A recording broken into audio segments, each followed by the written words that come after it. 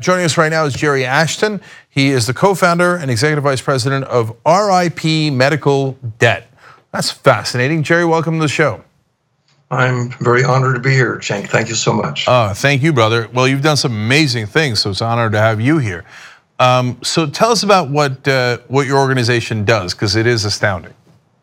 Well, RIP Medical Debt, or sometimes called RIP Medical Debt, is a 501c3 that was created 4 years ago this month in order to locate donors who would help us go to the debt market to buy medical debt. And once we had the medical debt in our possession, we forgave it. What? So, yeah, we forgive it. We're known as predatory givers. So now, a lot of times people will buy debt pennies on the dollar and then use excruciating tactics to make sure that they get paid. That they get paid, and they get paid a lot more than what they paid for it. Whereas you guys just get rid of the debt. You say, okay, you're free to go. So, well, I was listening to your show a little bit earlier, and you mentioned a lady, a fellow whose mother was going through trials and tribulations with breast cancer. And the real concern wasn't really the fight with cancer, but the devastation that would follow when the medical bills showed up. So as a former bill collector, in fact, 40 years of bill collecting this year, I was always anti-abusive techniques or coercive techniques to get people to pay. And I was always a rebel in my own industry. Now I became semi-retired, and Craig Antico, my co-partner and CEO, we decided as rebels in our world to turn the tables. So now what we do is we get to call people up, or we get to write them letters and let them know that that bill will no longer be on their credit report, no longer be owed. All right, that's amazing. And so it makes sense that you're at Rebel headquarters then, being the rebels that you are. So let me understand the process better, because it's really interesting. So first of all, who is actually paying the debts? Well, the good news is we have donors. If it weren't for the donors, we wouldn't have anything to do. Now, donors show up because of people like you, people that will give us an opportunity to be shown. If people don't know about you, they can't do anything about you. So what happens is that our approach is a very simple one. It's amazing what a penny can do. 1 penny will buy $1 worth of debt. $10, do the math. And what's interesting for us is that every one of these pennies and every one of these dollars really count. And then the big donors have come in, and organizations and groups, and said, look, we want to do more than that. We want to run a campaign. So for about $15,000, we're able to abolish $1 million worth of medical debt. That's what we do. So wait, let me understand that better. Is it because that these debts are hard to collect, that you could actually go and literally like say, okay, this person owes $100, but I'm going to give you $1, and then the people go, oh, okay, at least I get $1, and then they give you the debt to collect? Well, here's the terrible scenario. First of all, you get sick. You go to the hospital treats you, you go home. At the time that you're treated, you might even have insurance. You might have money in the bank. So you wouldn't qualify for their charity. So what happens is that when they start calling you and they can't get you to pay, or at least not pay the full amount, they then use third-party collection agencies. They'll do that for close to a year or so. When the collection agencies don't collect the money, they are then approached by debt buyers who will buy debt in bulk. So if they walk into a hospital and say, I see you have $100 million worth of unpaid bills there. I'll give you $1 million cash. Mm-hmm. Now, if you're the money guy in a hospital, that $1 million is going to take care of payroll, it's going to buy some equipment. You look at $100 million of pain that's sitting out there, $1 million that's going to help you. It's very tempting. And about 30% of all hospitals will sell their debt.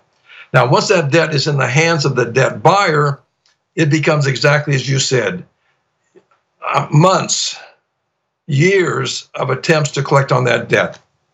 And they will do so even past the statute of limitations, depending on the state. because their job is to make money. They bought that debt, and if they bought that $5,000 bill for $50, they're not going to call you up and ask for $55 to make a profit. They want the full $5,000. So when we go into the debt market, we compete with collection agencies or people in that world, so that when we buy it, we let them know very clearly, once we have that in our hands, we're eliminating that debt. Now, why are we doing that? For the same reason that that person was worried about his mother. 15 million people go insolvent every year. 60% because of medical debt. Another 60% go bankrupt. And of the ones who go bankrupt, 70% of these people had insurance. So obviously there's something deeply wrong with the system, because we're sweeping up after the parade, and it's a terrible parade. It's got to stop.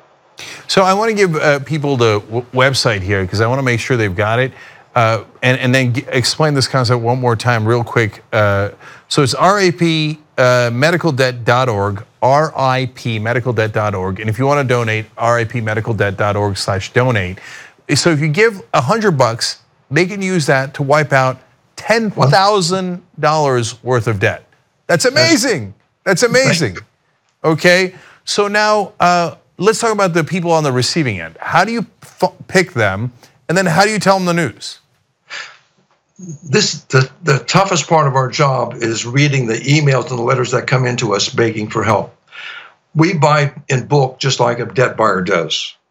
So we buy millions of dollars at a time. We can't help individuals. So I want your viewer to realize that if they have a particular problem, at this moment, we can't help them. We're intending to in the future. We've got over 5,000 mails, 5,000 letters from people saying, please help me. We're aggregating those. Now, what was your question? Yeah, so that's how you find them, right? Because you bought them in bulk, so those are the guys that whose debts are going to be forgiven. Then the second part of the question was, how do you let them know, and what's their reaction? Well, first of all, even then they have to qualify. We don't just take the debt and forgive it. What we do is we run it through some metrics, just like a hospital would. But in our case, they have to be 2 times the poverty level or below. They have to be insolvent, meaning that their assets are less than what they owe, or they're in hardship. And hardship, that's shown to be putting more than 5% out-of-pocket cash for medical bills of your annual income.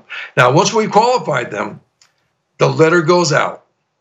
And depending on who the sponsor is, it could be a radio station, a TV station, it could be the Fireflies, a baseball team, it could be a brewing company in Wyoming that's going to donate $300,000 to us to get rid of $30 million worth of debt. When those letters land, you can imagine what people think. They love it. We get wonderful stories about that. Yeah, it's like Santa Claus coming in the middle of the year going, congrats, you don't have that hanging over your head anymore, your debt's gone. And it's off their credit report. The most important thing about it is that credit reports linger on. Even though you can't pay, you're paying more for credit cards. You may not get that job. You may not rent that apartment, all because of an illness. Do you understand that? All of your viewers right now, they're one illness, one accident away from being wiped out financially. This system is so brutal. We shouldn't need an organization like yours. We should have Medicare for all. We should actually give health care to our citizens. But from your list to getting rid of my job, may it happen. Yeah. Same thing as Wolfpack. Wolfpack wants to get money out of politics. We want to make sure that we go, make sure that the organization doesn't exist after we accomplish our mission, right? Best way to work yourself out of a job. That's right. One last quick thing. I do want to, there's a lot of times we have to, unfortunately, tell people about things that corporations are doing wrong, but I do want to give credit where credit is due. Can you just tell us a couple of your bigger donors that have done good work here? Well, let me see. NBC donated $150,000 in order to have their 11 stations owned across the country give away, help us abolish $15 million worth of debt. We have a major donor in Florida who's planning to make a big name and splash, not for himself, but to draw attention to this travesty called medical debt. And he will donate $1.4 million before this year is out. Wow. That's $140 million. Yes. Think of the number of, we've abolished $120 million worth of debt. Wow. With one person, it'll be $140 million more. Okay, and you could do your part as well and feel great about it. All right, Jerry, thank you so much for joining us. Really appreciate it. And thank you for setting this group up, doing God's work. We appreciate it.